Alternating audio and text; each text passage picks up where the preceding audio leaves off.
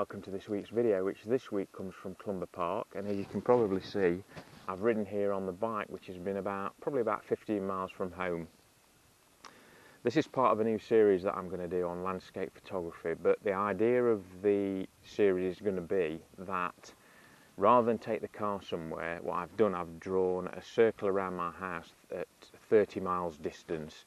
So what I'm hoping to do is find interesting locations within that area and ride out there, take some images, do a vlog, show it to you, and hopefully, it's something that other people might be interested in doing.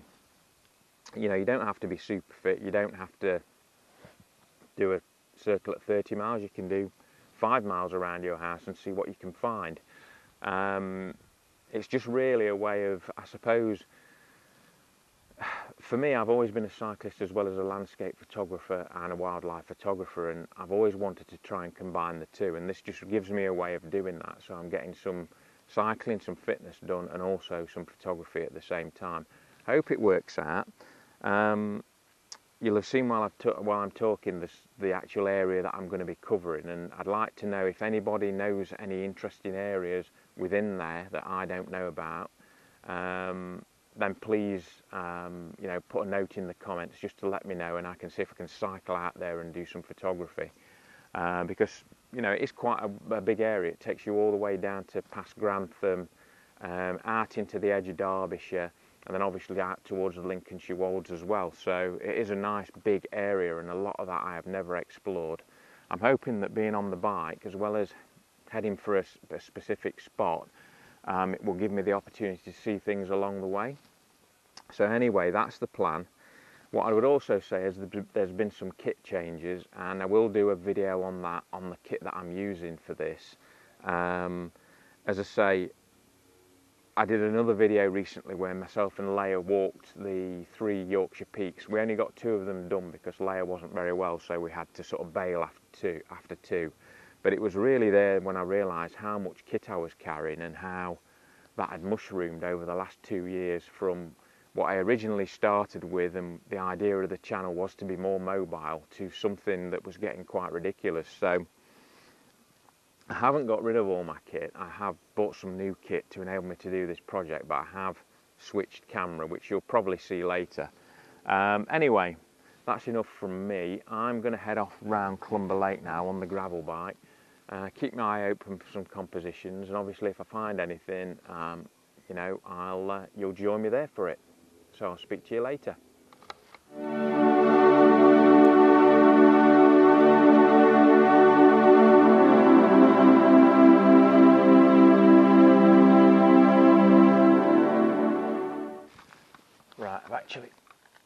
I've actually wanted to come and shoot these trees for quite a long time. I remember walking around here as a kid, and these trees, dead trees here, I'll show you them.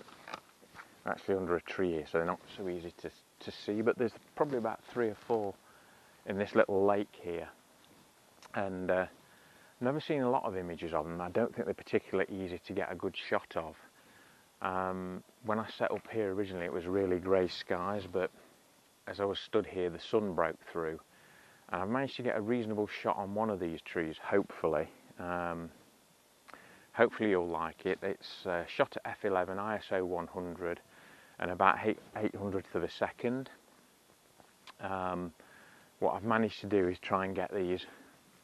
I had to shoot quite low down because obviously from this angle you can't see the top of the tree, so obviously if you come down to this level you can actually see the tree, so that's why I've been shooting low down on this tripod. But what I've also done is I've used this oak tree, the leaves that are hanging down quite low, to try and frame the image. And as soon as the light broke through and we got some lovely golden light on the trees in the background, some of them have already started to turn. Hopefully I've caught that on this image, and it looked quite nice on the back of the camera. Anyway, I'll put that one up now and we'll see if we can get something else.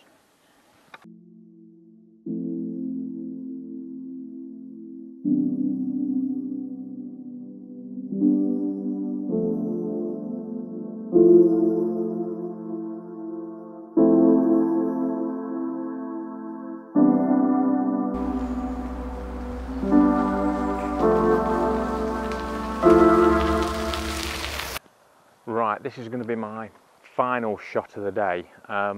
If you see my Strava route, which I'll put down in the description below, you'll see, yeah, it'll look like a confused flower beetle. I've been sort of dodging around everywhere through the woods.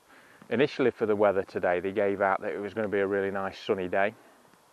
So I was hoping for some really golden light, and if you saw on that first image, the light did break through for literally a couple of seconds. But after that, it's been really grey. Now, for autumn colours, obviously really what you want, especially when it's early autumn like this, because what you tend to have is just one or two things starting to turn to the autumn colours and everything else is the normal colour. So you want something to stand out, if you like, from the rest. And the light, nice golden light, does help on those autumn colours, just to lift it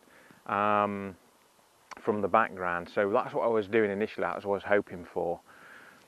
What I've ended up doing is, because the light's gone really flat, is then I tend to try and look, especially in woodland photography, for contrast between things.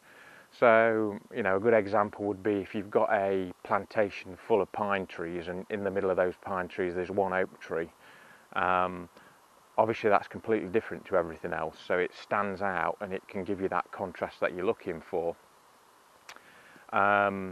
If you've got one tree in the middle of a load of pine trees where you've got the trunks and it's a smaller tree, and that tree has already had its leaves turn yellow or brown, again, that's a contrast that you can use. You've got nice straight lines of the grey pine trunks. So what I've done here, this is something similar. I've sort of dodged around. I was hoping to get an oak tree or something in the middle of the wood, but this is the best I've come up with so far. Hopefully you can see this. I've got this oak tree on the edge of the woodland here, and it's basically surrounded on three sides by pine trees. And it just gives you that contrast between a tree that's obviously got a different type of bark. It's got branches that are twisted and into different shapes, and then you've got the uniform tree trunks behind it.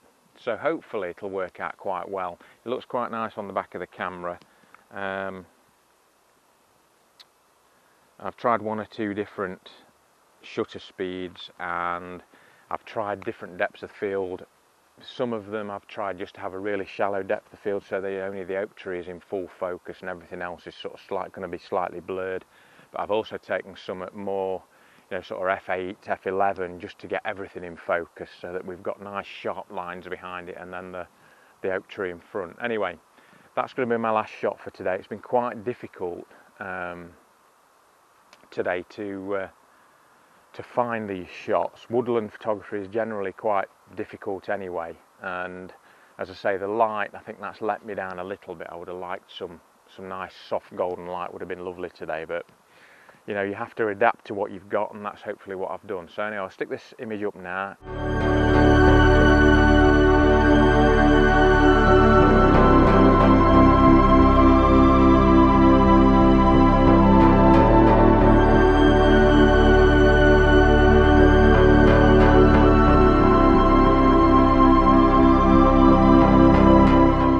Hopefully you've enjoyed this video. That's me done, I think, for today. I've got about another 15 miles to get home now, so I'm gonna get onto the little tiny back roads and make my way back home. I hope you've enjoyed this, and I hope you've enjoyed the format. Something a little bit different, as I say, something I'm going to do throughout the autumn, winter and spring. But I will also still be doing normal landscape videos and still be doing the wildlife videos as well. So yeah, let me know in the comments if it's something that you know, you've enjoyed, or if you think that you'd enjoy doing it, or if anybody's already doing this sort of thing and they want to meet up and do a joint ride and joint landscape photography session, then yeah, please let me know in the comments below. As I say, for me it's a case of, it's two of the things that I love, and mixing them both together keeps you a little bit fitter, and also, you know, saves the environment a little bit if you're not using your car to get to a location. I'd be happy as well if people can put in the comments if they know anywhere in that area map I showed you at the beginning that's interesting to photograph, that maybe I've not heard of before or seen. Just stick me a comment below, and I'll see if I can get a ride out there and do a landscape photography vlog and take some images. Anyway, I hope you've enjoyed it.